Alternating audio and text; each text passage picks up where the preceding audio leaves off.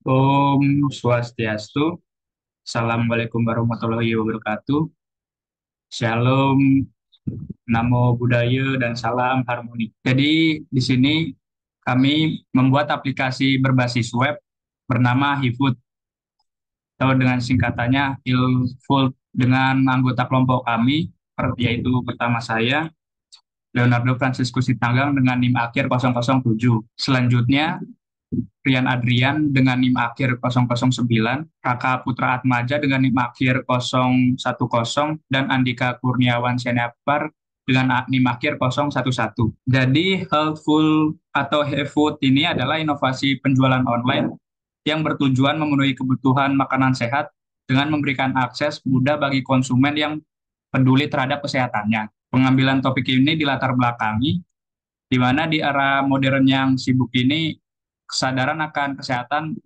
mendorong peningkatan permintaan makanan sehat. Pola makan yang seimbang jadi fokus utama bagi masyarakat yang peduli akan kesehatan. Jadi HeFood hadir sebagai solusi utama untuk memberikan akses mudah dan cepat terhadap pembelian makanan sehat. Tujuan dari platform ini adalah meningkatkan kesadaran akan pola makan sehat dan memberikan kontribusi positif pada perkembangan di industri makanan sehat. Selanjutnya, analisis kebutuhan pengguna, di mana analisis menyoroti tren umum di pasar yang menunjukkan bahwa pengguna semakin menginginkan pelayanan yang lebih personal dan informatif. Baik, selanjutnya adalah demo web yang telah kami buat. Di sini pertama saya yang membuat tampilan utama ini, tampilan home, kontak, about, di mana ketiga tampilan ini masih berupa statis. Dan untuk tampilan selanjutnya akan dijelaskan oleh teman saya. Baik, di sini saya sebagai front end untuk membuat tampilan adminnya, yang dimana saya di sini menggunakan template CSS dan selanjutnya akan dijelaskan oleh teman saya. Baik, selanjutnya di sini saya yang membuat operasi CRUD produk.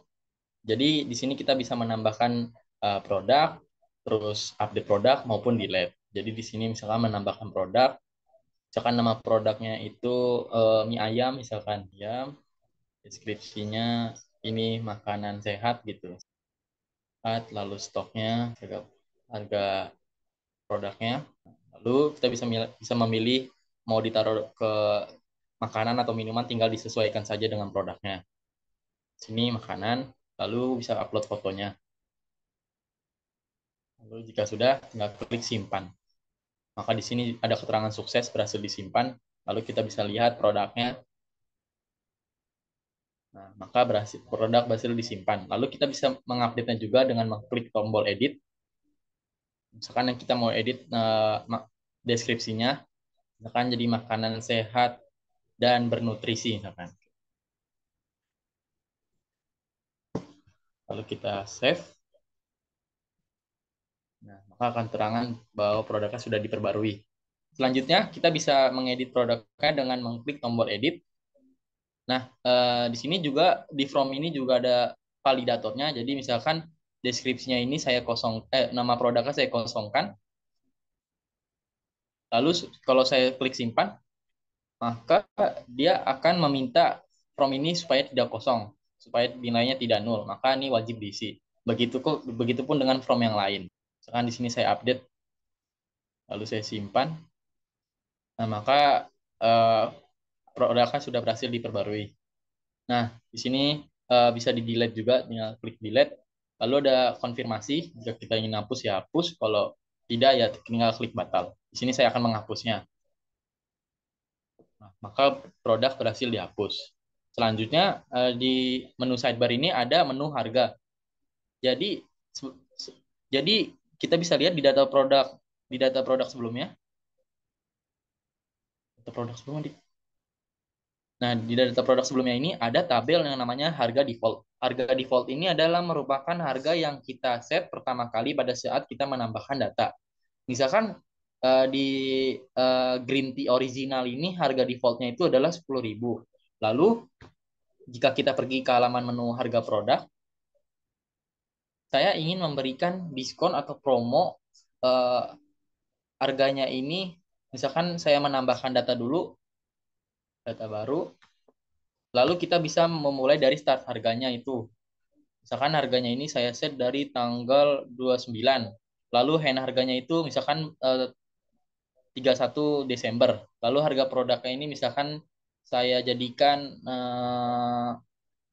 karena promo jadi saya pengen bikin harganya misalkan jadi 7.000 misalkan. Lalu produk yang saya pilih misalkan tadi kan green tea original. Lalu saya tambah data, maka berhasil tersave. Nah, di sini juga bisa ada edit dan delete. Itu juga sama fungsinya seperti pada produk sebelumnya. Lalu jika kita ngecek di halaman home, kita akan ke halaman home dulu.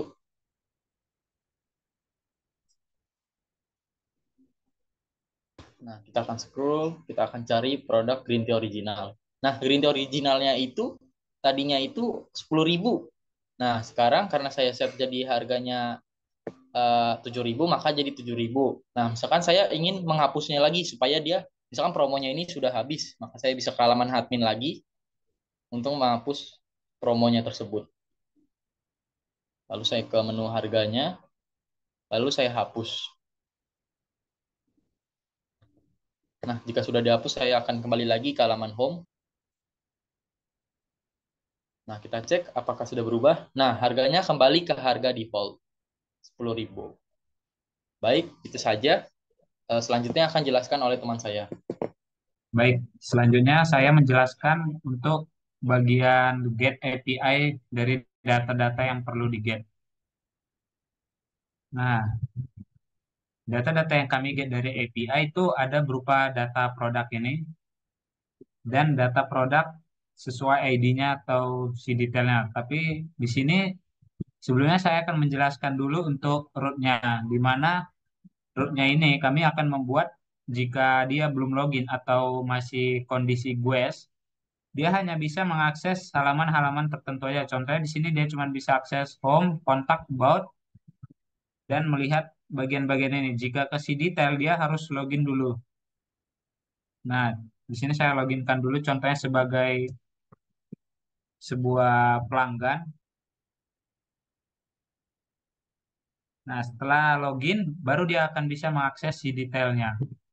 Nah, si detail ini juga sudah, data-data yang muncul di sini juga sudah dari API yang telah kami buat. Baik, adapun beberapa revisi yang sudah kami lakukan. Yang pertama yaitu revisi untuk akses dari multi usernya. Jadi dulu adminnya ini masih tidak bisa mengakses beberapa tampilan seperti home tadi. Nah, di sini sekarang kami sudah perbaikin sehingga admin dapat mengakses home semuanya, semua fitur yang ada di web ini dia sudah bisa akses. Begitu juga adminnya juga, dashboard adminnya juga sudah bisa diakses. Baik, selanjutnya ada pun yang sudah kami revisi yaitu menaruh sebuah key untuk API. Tapi di sini saya menaruh key-nya untuk API dari loginnya saja. Untuk API dari nge-get data untuk produknya mungkin kami buat free saja. Nah, contohnya di sini saya tes dia tidak, di sini saya sudah membuat codingan, memperbarui codingan scriptnya. Nah, dia akan mengakses sebuah header app key yang di mana app key ini berisi sebuah token key yang ada di environment ini yang sudah terenkripsi. Nah, jika token ini dihapus, maka form login untuk API ini akan error. Di sini saya akan coba tes, saya tes login.